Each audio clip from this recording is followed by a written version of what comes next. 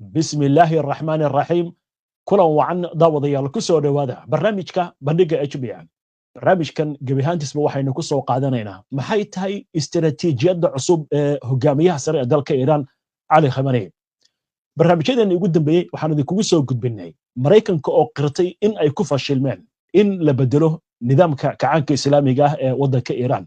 isla markaasna ay diyaar u yihiin wadahadal dhanka diblomaasiyadda inkastoo Washington sharuuda miiska ay soo saartay waxaa ka sii horreeyay hadallo horey ay u jeediyeen mas-uuliyiinta sarsare ee waddanka Iran oo ka mid yahay afhayeenka baarlamaanka kuwaasi oo si cad u sheegay inaysan aqbali doonin wax la yiraahdo qowrqabad iyo in loo yeeriyo qodobada laga wada hadlayo laakiin wadahadallo diblomaasiyad oo loo siman yahay ay diyaar u yihiin haddaba istiraatiijiyad iyo taariikh ku aadan Iran meeshii ay joogtay meesha ay ka timid iyo meesha hadda ay joogto ayaan barnaamijkan ku faahfaahin doonaa internet plus waa adeeg ay macaamiishu ka heli karaan internet fiber ah oo xawaarihiisu yahay 20 megabytes per second ayna la socdaan rasiifar ay ku jiraan in ka badan 4,000 oo kanaal iyo boqolaal daqiiqado oo ah ku hadal bilaash ah wargelin muhiim ah ma doonaysaa in laga cimriyo waalidiintaada oo dhintay ama sariiryaal ah wax ka yar $300 ayaa lagaga cumraynayaa waalidkaaga shirkadda Altaqwa ayaa kuu samaysay qiimo dhimis waxaa lagu soo duubayaa muuqaalo ku saabsan qaabka cumrada ay u dhacday haddaba wixii faahfaahin kala xiriir shirkadda Altaqwa Hajj and Umrah nambarka shaashada kaaga muuqda ma ogtahay in hilibka yaalla suuqyada dalalka qaliijka Yurub iyo Mareykanka aad ka helayso magaalada Muqdisho Somali Meat Company ku dooro hilib nadiif ah oo lagu qalay kawaan nadiif ah iyadoo la hubiyay badqabka caafimaadka xoolaha hada dalbo hilib geel lo ama ari adigoo ka heli kara xarumaha Somali Meat Company ku leedahay gobolka Banaadir ama wac nambarka ku muuqda maxamed cadde ayaa soo akhriyay macluumaad amurahari ku aadan maxamed marka ugu horeysa aan ku bilowno qoraaga warbixintan qoray waxaynu ka naqaan Ramadan Bursa waa nin suxufi ah oo u dhashay wadanka Turkiga waa cilmi baare ku takhasusay arrimaha Iran suxufigan iyo cilmi baarahan ayaa waxa uu gaar ahaan aad ula socdaa arrimaha shiicada iyo arrimaha bariga dhexe guud ahaan waxa uu suxufi ka soo noqday oo ka soo shaqeeyay wadanka Iran muddo waxa uu soo wareystay oo macluumaad badan uu ka soo diyaariyay mas'uuliyiinta wadanka Iran iyo arrimaha bariga dhexe xiriirka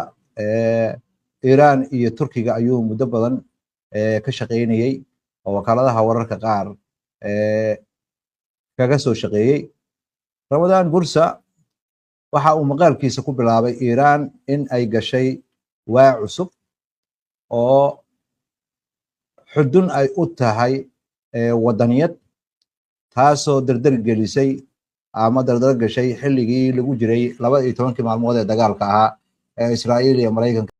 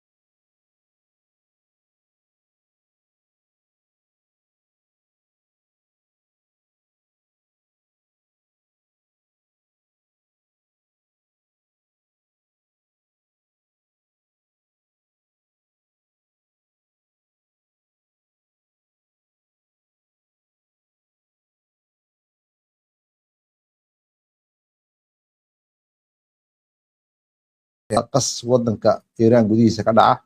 kuna riixa shacabka iiraan inay ka hor yimaadaan militariga wadanka iiraan. ugu dambeyntiina israa'iil waxa ay filaysay in xaaladahaasi weerarada ay qaadaysa inay dhabaha u xaarayaan in xukuumadda iiraan la bedelo ama la rido ama la inqilaabo. si kastoo ay tahay xaaladihii dagaalka ayaa waxay dabool ka qaadeen xisaabaadkii israa'iil ee ku saabsanaa mujtamaca iiraan inaynan dhammaystirnayn, dhinacyo badan marka laga fiiriyana ay fashilmeen. israa'iil ayaa istiraatiijiyadeeda waxay hore ugu dhistay inay aaminsanayd in militariga weerarka lagu qaado uu ku dhiirigelin doono shacabka iiraan in ay fursaddaas ka faa'iidaystaan oo ay xukuumadda ku kacaan. taa beddelkeedii shacabkii waxay taageereen xukuumaddii.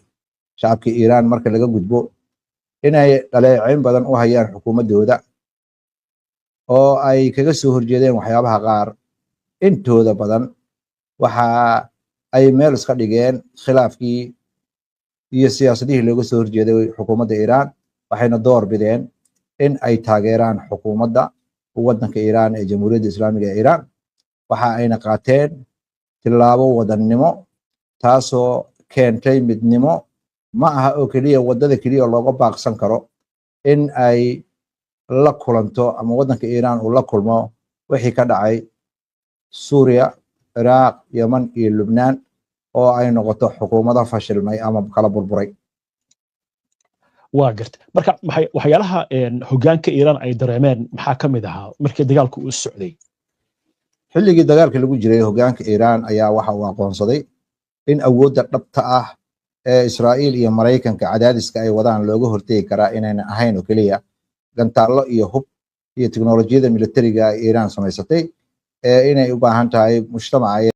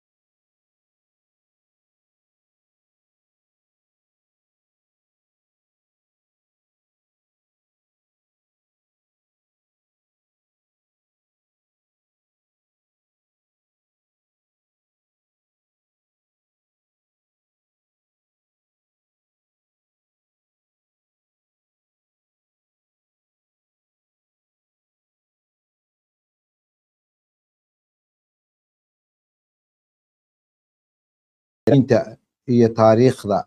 Iiraan ugu yaraan 2500 sano ka hor jiri jirtay oo islaamka ka hor taariikhdii jirtay lagu sheegi jiray inay ahayd xilliyadii dahabiga ahaa saatee carabta iyo islaamka ayaa mas'uul ka ah taariikhdaasi in ay gurto ama dibdhac ku yimaado Iiraaniyiinta waxay soo haystaan inay yihiin dadka Aryanka loo yaqaano oo taariikhda fog leh waxaana lagu xiriirinayaa inay isku isir yihiin dadka Yurub hadda jooga taariikhdan Beershiyaanka ayaa inta badan waxaa loo arkaa carabta iyo Turkiga in ay ka soo horjeedaan taariikhda wadaniyeed ee wadanka Iiraan waxaana loo cambaareeyaa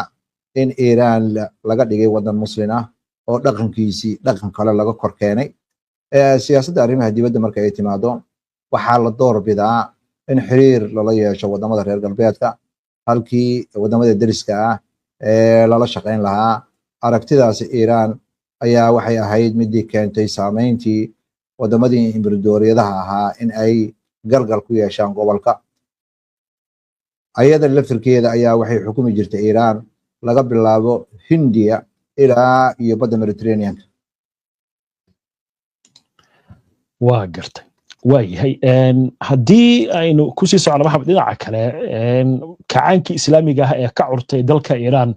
1979 sidee buu isugu xiray wadaniyadii iyo diinta iyo taariikhdii Iiraan ay lahayd markii uu dhashay kacaanka wadanka Iiraan Ayatollah Ruhollah Khomeini iyo dadkii hoggaanka ahaa ee kacaanka la dhaliyay waxay ku nuuxnuuxsanayeen islaamka in uunan qoomiyadna siinayn tixgelin gaara ama cirqi gaara ama qoomiyad gaara in uunan siinayn mudnaan waxayna si olakaca dadkii kacaanka dhaliyay uga fogaadeen calaamadihii lagu aqoon jiray taariikhdii hore ee wadanka Iiraan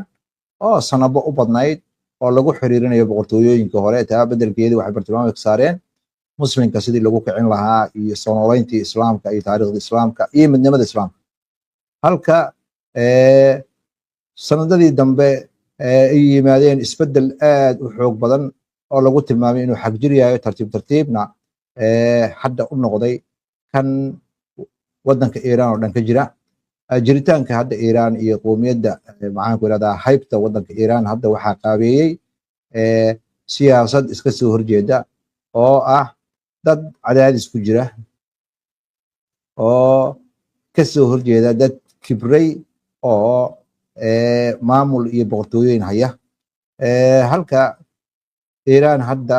ay soo dhaweynayso dhaqdhaqaaqyada caalamka ka jira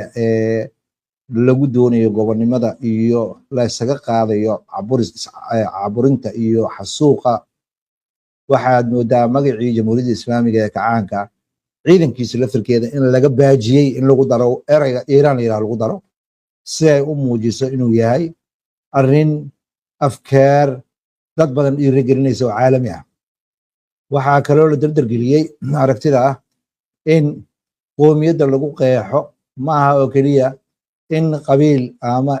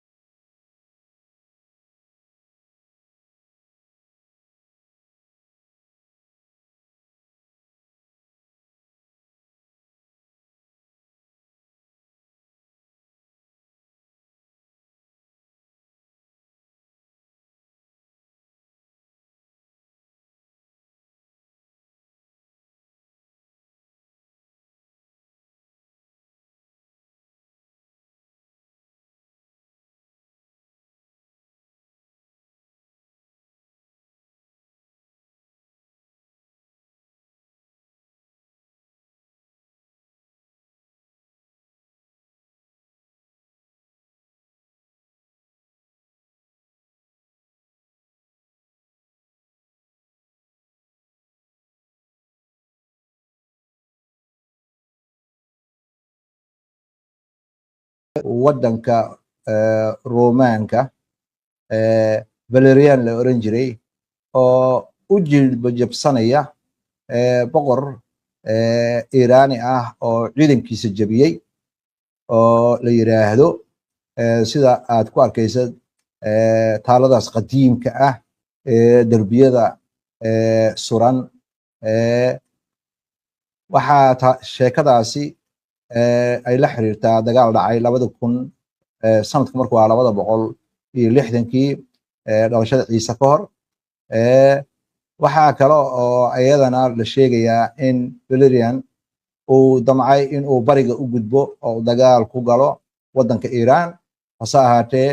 khasaare xoog leh ayaa ciidankiisa soo gaaray iyo cudurro khatar ah oo ciidan badan ka dilay kadib markii ciidamadiisii la jabiyey meel ku dhow magaalada Edessa iyo Haram ayaa boqorkii waagaas jiri jiray ciidankiisii fardaha watay ayaa waxay isku dayeen dhankii Roomaanka inay wada hadal galaan iyadoo boqorkooda uu horseed ka yahay hase ahaatee boqorkii ayaa gacanta lagu dhigay noloshiisa inta ka hartayna waxa uu ku sugnaa wadanka Iiraan sawirada marka hadda soo baxaya ama taalada cusub ee hadda laga dhisay magaalada Teheraan Shabuur oo faraskiisa saaran oo ah boqorkii iyo hogaamiyihii ama boqorkii Roomaanka Valerian oo jilba jabsan ayaa hadda waxa uu yahay naqshada cusub ee la soo bandhigay taaladan cusub ayaa waxa ay ka hadlaysaa wajigabaxnimadii iyo jabkii iyo dullanimadii ku dhacday boqortooyadii Roomaanka in yar kadibna waxaa isbedelay hadda oo baraha bulshada lala dhex wareegaya sawirka laftirkiisa oo laga dhigay ra'iisul wasaaraha Israa'iil oo jilba jabsan Benjamin Netanyahu iyo madaxweynaha Mareykanka Donald Trump oo Khomeini uu far saaran yahay waxaana muuqata Iiraan inay boor ka jafatay taariikhdeeda qadiimka ah oo ay ka mid tahay hadda waxyaabaha ay dadka ku wacyigelinayso واجد marka maxay ka turjumaysaa dib in loo sameeyo taaladan ayuu leeyahay qoraagu taalooyinkan ayaa waxay ka soo laga dhisayaa meelo badan oo wadanka Iiraan kamid ah waxa ayna muujinayaan dagaaladii qadiimka ahaa Iiraan ay la gashay kuwo boqortooyooyinkii jira oo Roomaan kamid tahay iyo kuwo khiyaali ah oo ay la dagaalantay bahal weyn oo asna